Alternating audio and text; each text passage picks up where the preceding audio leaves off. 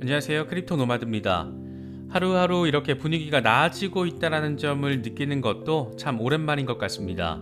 비트코인이 일단 활기를 찾고 안정화된 흐름을 보이면서 시장 전반을 잘 견인해주고 있는 모습입니다. 비트코인은 단기적으로 중요 지지 구간이었던 42,000달러를 잘 지지받고 장중 44,000달러 돌파까지 일시적으로 이뤄냈습니다. 일단 44,000달러를 넘어섰다는 것은 추세 전환의 신호로 볼 수 있는 만큼 이제 다음 저항선인 45,000달러에서 47,000달러 구간을 잘 뚫어내면 자연스럽게 상승장으로의 반전이 펼쳐질 것으로 바라볼 수 있는, 또 기대할 수 있는 그런 상황입니다. 이렇게 분위기가 좋을 때는 조금 비현실적으로 느껴질 법한 전망들도 기대감으로 다가오게 되는 것 같습니다. FS 인사이트의 수석 전략가가 올해 하반기 비트코인은 20만 달러, 이더리움은 12,000달러까지 상승할 수 있을 것이라는 전망을 제시했습니다. 이유가 아주 심플합니다. 기술주와의 연동성이 강해졌고 기존 금융시장의 자금이 유입됐기 때문이다. 간명한 이론이 최고의 이론이다, 이런 말이 있는데, 이런 걸 보면 이제 암호화폐 시장을 복잡하게 바라볼 필요도 없지 않을까, 그런 생각이 들기도 합니다. 기존 금융시장의 자금이 유입됐다는 것이 기관 자금의 유입을 의미하기도 하는데, 이번에 글로벌 회계 컨설팅 기업인 KPMG 캐나다가 재무제표에 비트코인과 이더리움을 추가했습니다. 기업의 정식 투자 자산으로 포함시킨 겁니다. 매수 규모는 공개되지 않았지만 기업의 사이즈를 고려했을 때 그렇게 간단치는 않을 것으로 예측해 볼 수 있을 것 같습니다. 시장을 가장 뜨겁게 달군 것은 리플이었습니다. 리플이 드디어 시작했다. 아직 시작도 안 했다. 마지막 빅세일은 이제 끝났다. 이렇게 여러 관점에서 이번 리플의 급등에 대한 평가가 이루어지고 있습니다. 시세 측면에서는 조만간 1.26달러 저항선 테스트 가능성도 제시됐습니다. 여러모로 반가운 소식인 것 같습니다. 리플 화이팅! 어쩌면 강세장으로의 반전이 이루어질 때 대응하는 방식이 하락장에서의 대응보다 더 중요한 부분이 있을지도 모르겠습니다. 강세장일수록 사람의 심리가 요행을 기대하게 되고 그럴 때일수록 여차하면 실수를 할 가능성이 높다라는 점에서 그렇게 바라볼 수도 있을 것 같습니다. 이럴 때일수록 막연한 기대감에 뇌동매매를 하는 것보다는 상황과 맥락, 정보에 기반한 투자가 더 중요한 시기가 아닐까 생각되기도 합니다. 여러 소식들 잘 참고하셔서 시장 대응하시면 더 좋을 것 같습니다. 본격적인 시작에 앞서서 좋아요와 구독 또 알림 설정을 꼭 부탁드리겠습니다. 영상 제작에 아주 큰 도움 된다는 말씀 함께 드립니다. 그럼 시작하겠습니다. 먼저 비트코인 상황입니다. 비트코인은 42,000달러 다지기를 성공적으로 해준 뒤에 곧장 44,000달러를 일시 돌파하는 반등세를 명확하게 보여줬습니다. 45,000달러 부근에서 저항받을 가능성이 제시됐는데 47,000달러까지 확실하게 넘어설 경우에는 완전한 추세 전환, 이런 분석도 제시되고 있는 그런 상황입니다. 공포 탐욕 지수는 하루 전보다 3포인트 오른 48을 기록하면서 드디어 중립 단계로 넘어왔습니다. 하도 극단적인 공포 단계가 오래 지속됐다 보니까 중립 단계의 투심 개선이 더 반갑게 느껴지는 것 같습니다. 비트코인 도미넌스는 여전히 42% 수준을 유지하고 있습니다. 현재 비트코인 상황과 관련해서 코인데스크는 비트코인이 44,000달러를 넘어서면서 2개월 동안의 하락세를 돌파한 것으로 확인됐다. 최근의 가격 반등을 고려하면 비트코인에 대한 중기 전망도 긍정적이다. 황소 세력은 다음 저항선인 45,000달러에서 47,000달러까지 계속 활동할 수 있을 것으로 보인다. 이때 저항을 맞으면 짧은 하락이 이루어질 것으로 예상된다. 일간 차트 RSI는 아직 과매수 상태가 아니기 때문에 이번 주에는 가격 상승의 여지가 있다. 하지만 모멘텀 신호는 주간 차트와 월간 차트에서 여전히 마이너스를 유지하고 있는 만큼 약간의 주의가 필요하기도 하다. 이렇게 진단했습니다. 블룸버그의 경우에는 비트코인이 1월 말 저점을 기록한 뒤에 30% 수준으로 상승하면서 단기 강세를 나타내고 있다. 현재 20일 볼린저 밴드 상단의 저항을 테스트하고 있는데 일간 차트 기준으로 43,000달러 위에서 마감한다면 지속적인 강세를 의미할 수 있다라고 분석했습니다. 그러면서 지난해 12월 말에 비트코인이 20일 볼린저 밴드 상단에서 저항을 맞은 뒤에 36% 급락했다라면서 저항 뒤에 조정 가능성을 언급하기도 했습니다. 암호화폐 데이터 분석 기업인 토큰매트릭스의 CEO 이안 발리나는 CNBC와의 인터뷰를 통해서 비트코인이 바닥에 도달했다. 2월 비트코인 가격은 최대 5만 달러 부근까지 상승할 수도 있다. 이렇게 긍정적인 전망을 제시했습니다.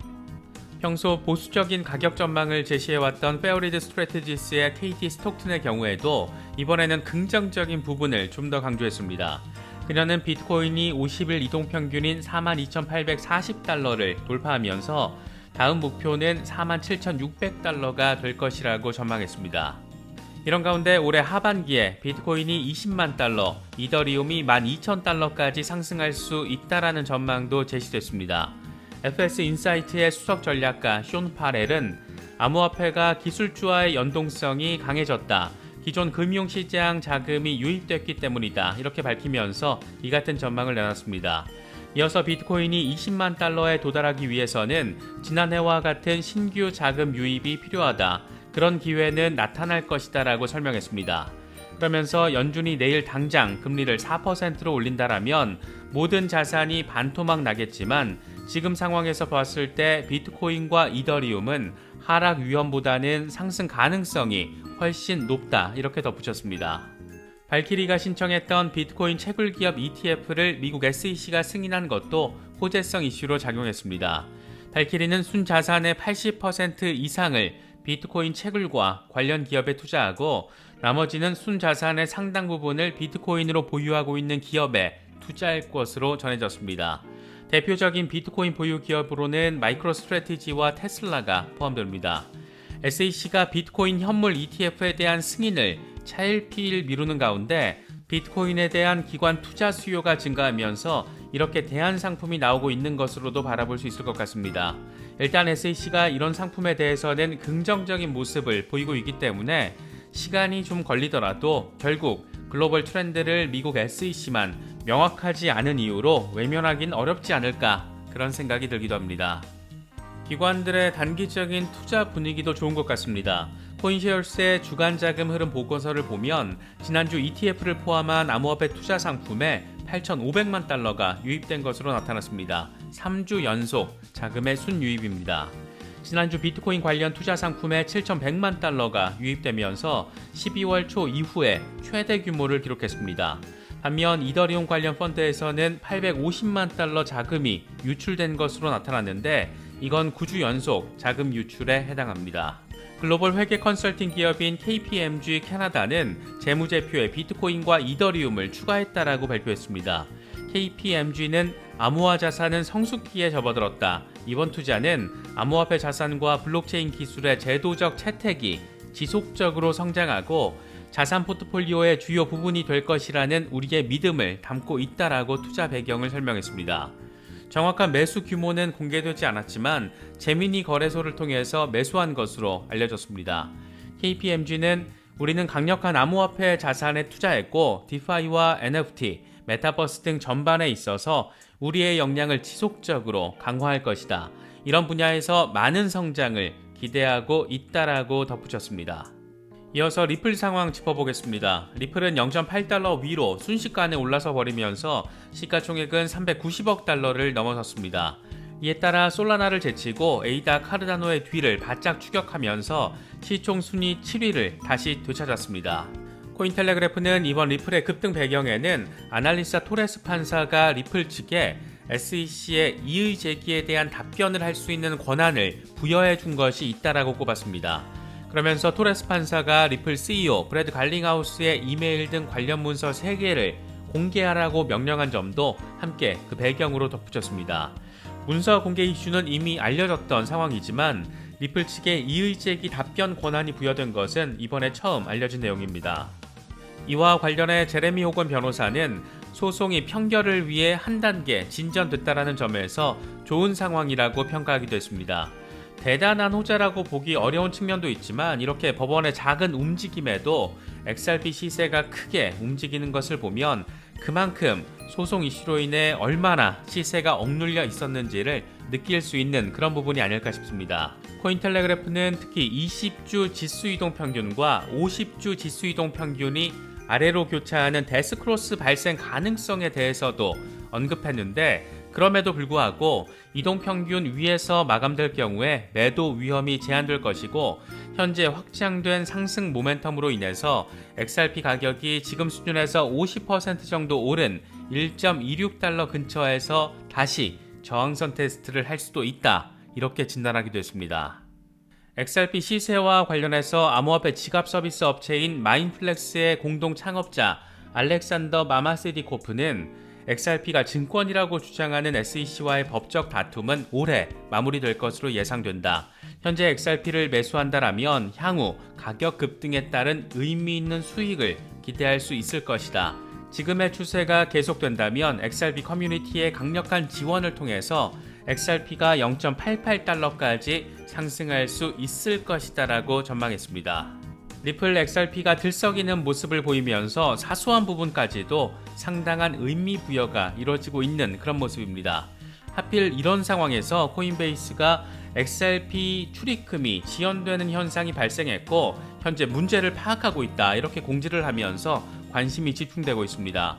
홀더들 사이에서는 XRP가 뜬금없이 입출금 오류가 생길 리는 없고 코인베이스가 XRP 재상장을 준비하고 있는 것 아니냐, 그러다가 XRP 지갑에 오류가 생긴 것 아니냐, 이런 희망회로 성격의 주장까지 제시되고 있습니다.